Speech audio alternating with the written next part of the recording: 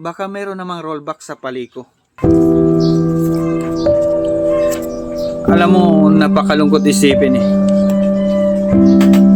Dahil sa araw-araw na paghahanap buhay natin, kumikita nga tayo ng pera.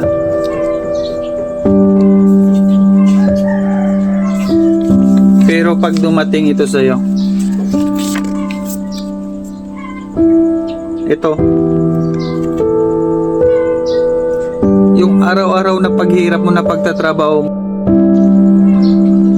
yung isang buwan mong pinaghirapan, halos katumbas lang ng bayarin mo dito sa paliko. Diba? Ang hirap isipin. Hindi mo alam kung nakakaahon ka sa kahirapan o lalo kang nalulugmok sa kahirapan.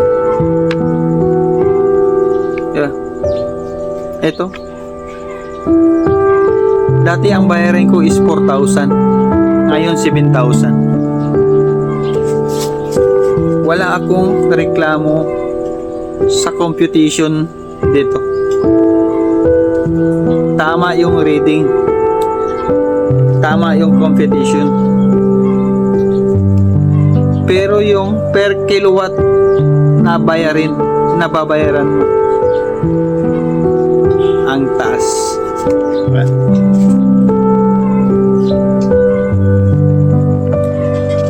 Kung sa gasolina nga, ang gasolina is may rollback, baka meron namang rollback sa paliko.